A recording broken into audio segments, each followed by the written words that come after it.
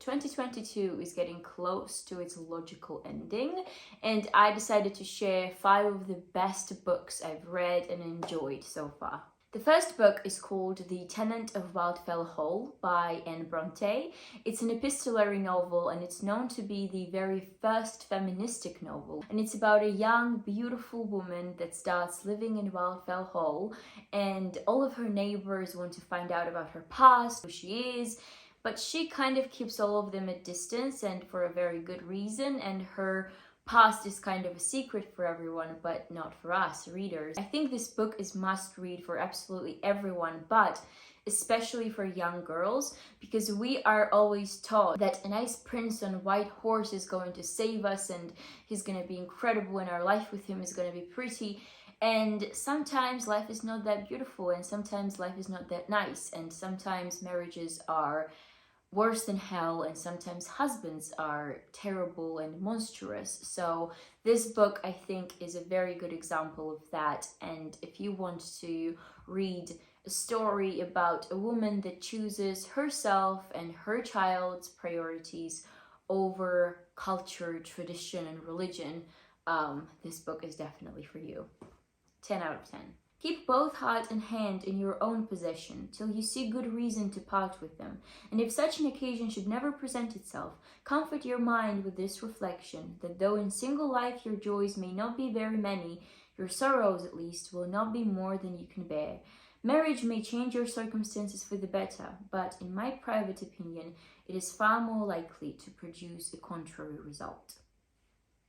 The second book is called The 7 Husbands of Evelyn Hugo, the infamous Taylor Jenkins Reid. This is the very first modern book I've read in my life, because I always read classics, and Evelyn Hugo is the reason why right now I'm exploring more and more of modern literature. Evelyn Hugo is a very famous Hollywood star that decided to tell her life story and unveil the secrets about her past, but in order to do that, she hires a very normal, not so special journalist, and why she does that is a whole another story that you're gonna have to find out in the book. This book has changed my mindset. It has changed the way I see life, and Evelyn Hugo is a lifestyle. Let's just say it. If you want to know how to use people in a good way and never let them know, or how to change every situation to your favor, achieve stuff in life, this book is for you, and Evelyn Hugo is going to teach you those things. The main kind of thing I got out of this book was that you can use people, because if they could use you, they would definitely do it. So why are you not doing that to them? 10 out of 10, 100 out of 10. The quote that best describes this book, I think, is this one. You have a once-in-a-lifetime opportunity here. You can see that, right? So do yourself a favor and learn how to grab life by the balls, dear. Don't be so tied up trying to do the right thing when the smart thing is so painfully clear. I love it. You have to read it. The third book is called Verity by Colleen Hoover. And before I say anything, I have to say this book shocked me. This is a book about a young writer who was hired to finish the series of books of another very famous writer, Verity Crawford, who had a car crash, and unfortunately she can't finish the books at the moment. So in order to do that, this young promising writer, she goes to Verity Crawford's house to go through her office stuff and find maybe some notes for the next books.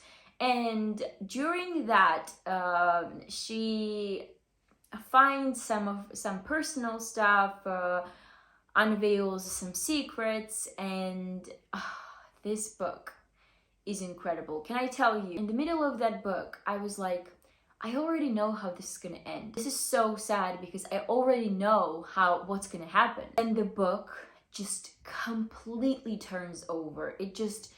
It becomes something else by the end of it. So stick to the end is my advice for you. It's natural to assume the worst in people, even if that assumption is only for a split second. Don't focus on why you're playing the game. Just focus on the finish line. This book is very easy to read. You can finish it in a couple of days, but it's so worth it, 100%. The next book is a non-fiction, and it's called Difficult Women, A History of Feminism in 11 Fights by Helen Lewis. This book is divided into 11 parts, and each part tells us the fight of women for feminism and the way these women have changed history for us. So the parts are divorce, vote, sex, play, work, safety, love, education, time, abortion, and the right to be difficult. I didn't read this book in a typical way. I kind of opened each part of what was interesting to me, for example, abortion or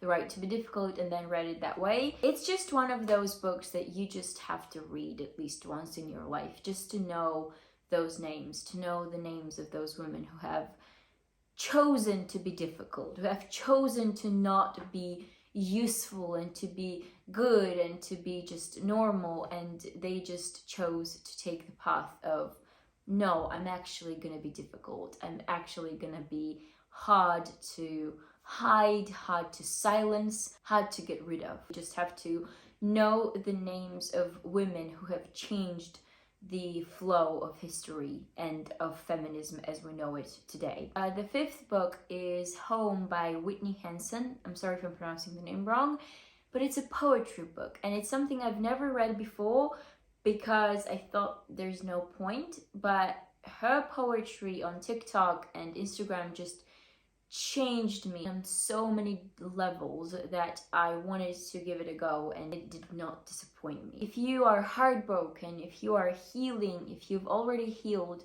this book is definitely for you. Okay, so this is it. These are 5 best books I've read in 2022. Thank you so much for watching. Please subscribe and like this video if you enjoyed. If you have any suggestions for me, if you want me to read something, if you want me to make a video on some specific topic, please feel free to leave a comment down below, and I will see you very, very soon. I want to make a video like this, but about 5 best series I've watched in 2022. So if you're interested in that, let me know. Thank you so much.